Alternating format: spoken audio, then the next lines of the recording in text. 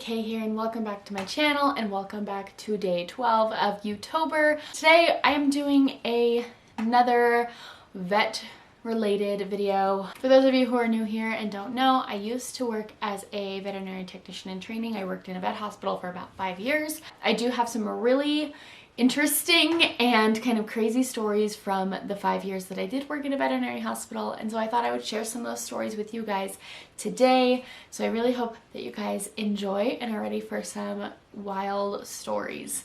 So we're gonna go ahead and jump right in.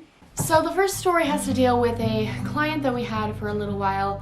This was at the first vet hospital that I worked at, and she was interesting. Long story short, she just had some really wild ideas about her dogs and what they were up to, and she would always come in with really weird requests, but I'm not going to get into all of that right now. I can definitely do another story time if you guys want to hear more. But she walks into the building. She didn't have an appointment or anything. She wasn't on the books, but she walked into the building she had 2 little Bichons. They were brother and sister. They were really cute. They were the sweetest dogs. But she walks in, as I said, she didn't have an appointment or anything, but she walks in, she's got a bag on her hand, and she clearly is bleeding. And she walks in with her 2 dogs, and she says, I need to board them because I need to go to the hospital and I don't know how long I'm gonna be there. And so, of course, you know, it's an emergency situation. Obviously, she's bleeding, you know, through the bag that's on her hand. And so our receptionist says, okay, let me get them checked in real quick. She gets them all checked in, she takes them back, and she comes back up, and the lady's still standing there. She's bleeding all over the counter, and she is like, well, can I prepay now? And our receptionist was like, no, don't worry about it, just go to the ER, like, we will take care of it, just keep a touch of what's going on, you know, don't worry about it right now. And she was like, well, I really want to pay right now. And the receptionist was like, seriously, like, just go, because you're obviously in need of medical attention.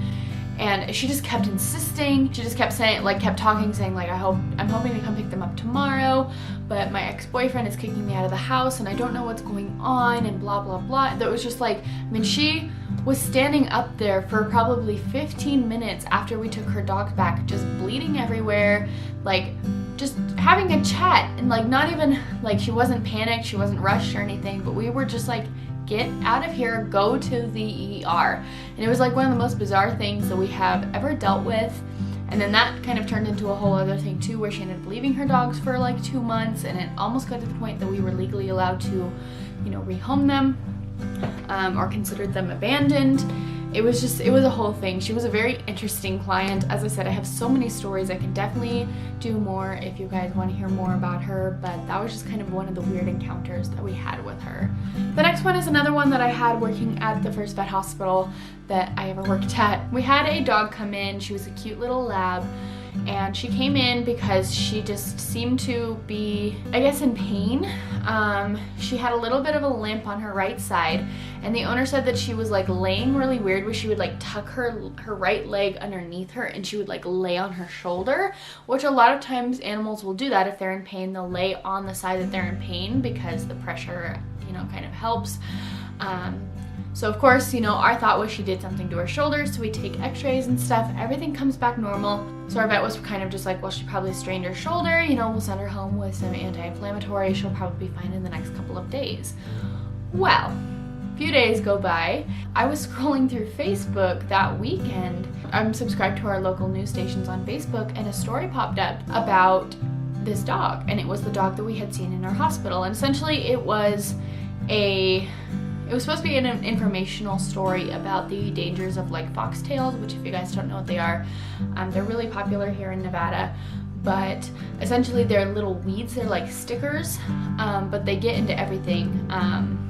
The way they're designed, I'll post a picture of one here. The way that they're designed is they have these little tails. So they dig into, like, they get in between animals' toes, they get in their ears, they get in their noses, and their little tails kind of feather out, so then they just keep kind of burrowing their way in, and it's really hard to get them out. They cause a lot of problems. During the summer especially, they're crazy. But essentially it was an awareness about that, because what had happened was this dog that we thought had a strained shoulder, well, apparently she had swallowed a foxtail, gone down her esophagus, and somehow made its way out of her esophagus and gotten into her chest, and had created a huge abscess, which is essentially just an infection. And so that's why she was laying on her chest, because she had a lot of pain in her chest because she had an abscess. She had to have a major surgery and everything. And it was just really crazy, and I like showed it to my vet and I was like, this is what happened. And we had heard nothing about this. The owners hadn't called us. She had gone to an emergency hospital to, you know, because she thought the dog just wasn't doing well. And it was nuts. Like, we had no idea that that's what had happened, but I'm really glad that they were able to find out what was wrong with her, because that could have gone real bad real quickly. So the next one is a not so good of a story, I guess. This kind of just shows the reality of how people, or of some of the issues that arise in veterinary medicine between doctors and owners. We had this guy that came in and his cat was really sick. Essentially, we found out that she had some sort of like bone marrow, like autoimmune thing going on. She needed a bone marrow transplant, essentially. We did all this testing, you know, we had her on medications and things like that. And the owner couldn't afford any of it, so our doctor kind of did all of this for free. And then it got to a point where he was very hesitant to even do lab work. He was very hesitant to do like any sort of treatment. He did it for a little bit, but then he just kind of stopped, and he said, I don't want, you know, my cat to be on medication for the rest of her life. I don't want this, I don't want that. Like, I won't even let my own doctors draw blood on me, so why would I let you draw blood on my cat? Like, just being very combative. And he just denied almost every kind of treatment that we could have done for the cat. As I said, she needed a bone marrow transplant, and he was like, nope, that's not happening. I'm not gonna do that, blah, blah, blah. And so he took the cat home. The cat did eventually end up passing away because of her condition, and the owner like flipped out, and he came into our office with the cat, or with the body of the cat in a box, and was like, look what you guys did, and was like showing it to us up in the front office, and like showing it to us and saying, this is what you guys did, you guys killed my cat, blah blah blah. You know, we had to tell him that we had to have him leave, otherwise we would have to call the authorities. But then he sat outside for about 2 weeks. He sat across the street with a sign that said, Dr. blah blah blah killed my cat, don't go to these guys, they're horrible, blah blah blah. And he stood out there for about 2 weeks just like protesting. It was almost scary because we didn't know what was going to happen, but just the whole situation. And as I said, that's kind of really one of the issues with veterinary medicine, is that owners will not want to pay money, or they won't understand what the treatment is for, and they'll deny all treatment, and then they get mad at us when their pet is not getting better. And it was just like a very sad situation.